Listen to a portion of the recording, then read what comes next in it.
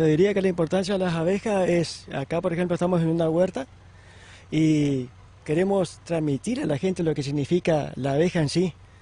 No es un insecto común más entre todos, sino que tiene la gran tarea, sin saberlo, es un animalito, que sin saberlo hace la gran tarea de la polinización. Y cuando hablamos de biodiversidad, por ejemplo, es imposible hablar de una biodiversidad sin un polinizador. Y en este caso la abeja es el polinizador por excelencia. ¿Para qué? Para que estas plantas, como vemos acá en la huerta, cada una dé su fruto, su semilla. Sin abejas es imposible que una planta, hoy por hoy, como se creó la naturaleza, hay lugares que ya donde la abeja no existe prácticamente, las personas están polinizando a mano. Imagínense lo que son hectáreas de naranjos, de manzanos, polinizando a mano por falta de abeja. Y sin embargo esa tarea nosotros nos hace, este insecto se llama abeja. Y en el planeta hay 2.500 especies de abejas, de las cuales 30 son las apis melíferas, que somos las que nosotros, los seres humanos, prácticamente las usamos. Para sacarle no solamente la polinización, sino que consumimos la miel, consumimos el polen, consumimos los propóleos como antibióticos naturales. Pueden ver que se hacen medicinas como la apitoxina que se saca de la abeja, también sirve como parte medicinal. Esa es la importancia que realmente queremos transmitir a las personas. Me decía que bueno, que solamente estas 30 son las que nosotros ocupamos para todo esto, estas cosas que me nombraba, y las demás que trabajan tienen la misma importancia o trabajan de igual manera. Las demás tienen la misma importancia en la parte de polinización, solo que estas 30 especies que como te decía, es el apis mellifera, estas 30 especies son las que producen la mayor cantidad de miel, la mayor cantidad de polen, la mayor cantidad de propóleo.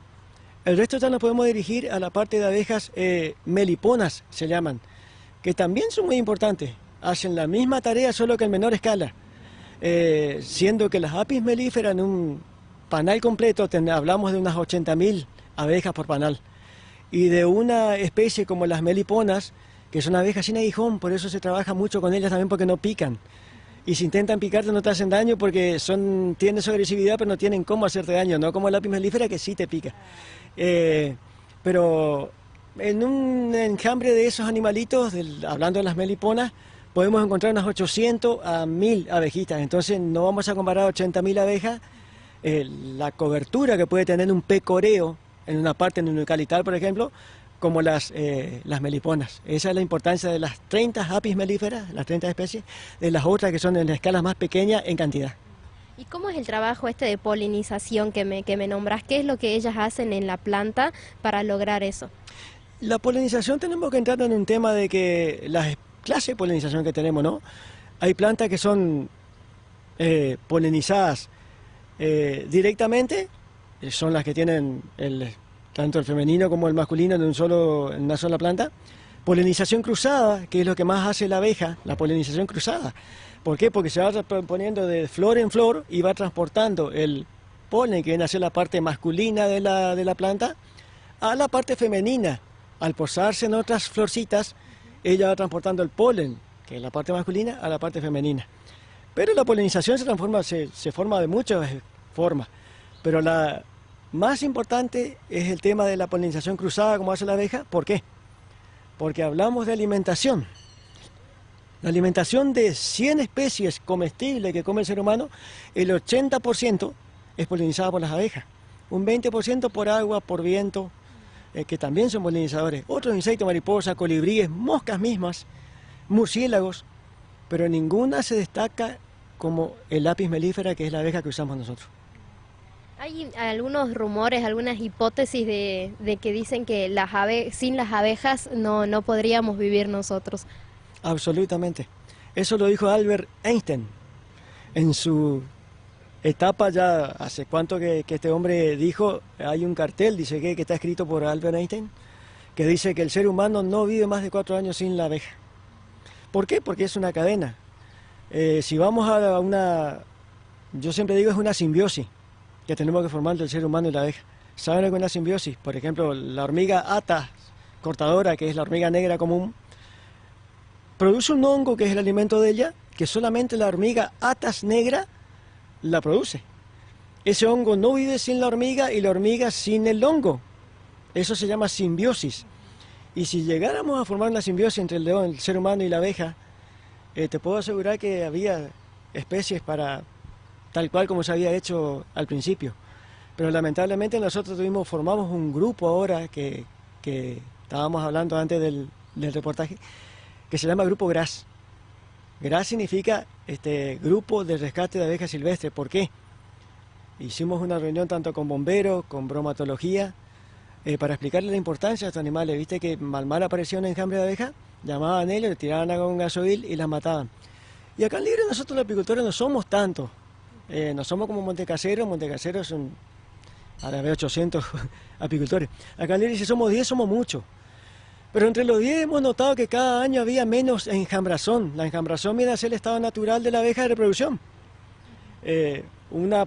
Una colonia ya poblada se divide en dos, se va con la reina que ya tenía, la reina viejita que se llama, más o menos unos 2 años, deja hacer las reales para que nazca la nueva y así es la multiplicación natural de esta especie.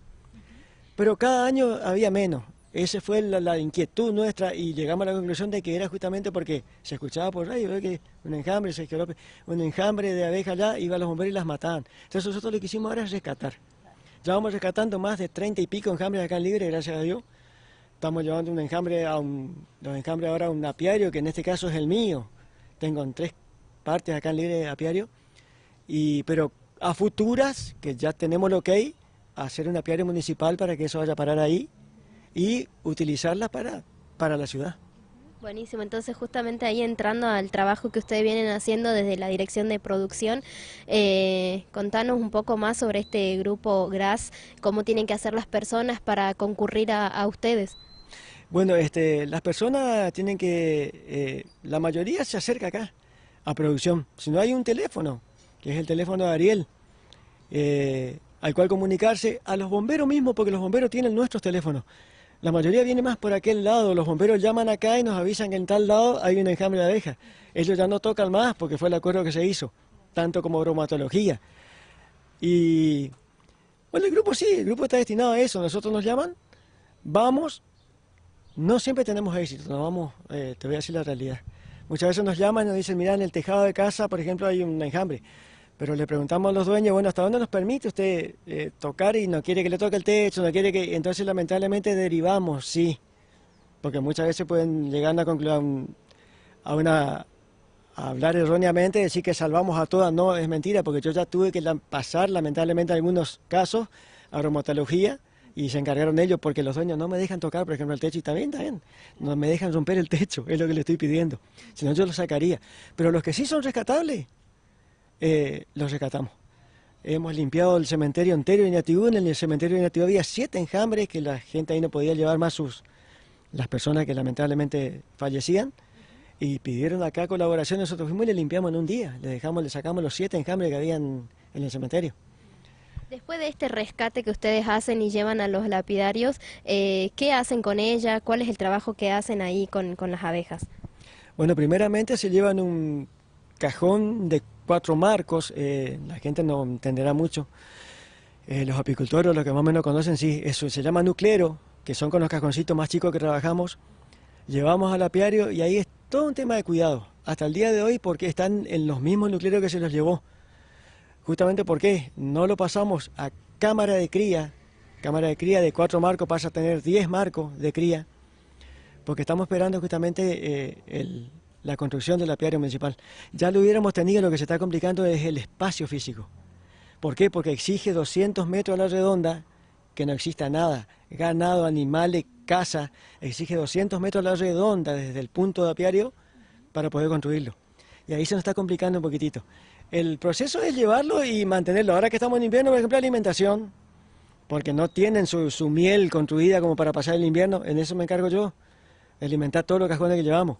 Con jarabe con miel diluida, existen los alimentadores que son los cajoncitos, se le echa, después la parte proteica que se compra, hay líquidos, polen, se hace masas con yema de huevo, con clara, se le hace tipo tortas y se le pone esa parte proteica que necesita. Es todo un proceso que se las hace para cuidarla. No las llevamos para dejarla allá, nosotros llevamos y las cuidamos y estamos esperando ese apiario municipal para, bueno, ahí sí, explotarla y, o sea, explotarla, entre comillas, que ellas hagan su tarea, su trabajo y poder sacar la miel y nuestra intención realmente con la miel, abastecer los asilos de ancianos, para que todo el mundo tenga su miel para consumir, los comedores infantiles. Ese es el fin el que queremos hacer con el tema de las abejas. Bueno, muy interesante la nota, muchas gracias por contarnos cosas que realmente importan, ¿no? de estos animalitos, de estos insectos que a veces no sabemos. Y antes de despedirme yo quería decir a la gente, informarle que acá, si ustedes ven, hay abejitas por todos lados, por las albahacas. Que no le tengan miedo porque el tema acá es el pánico que tiene la gente a las abejas. Y no es así. Ven una abeja y la mata, estamos desde chicos, nuestros padres, yo me acuerdo, papá decía, cuidado a la abeja, cuidado a la abeja. No se le inculca así.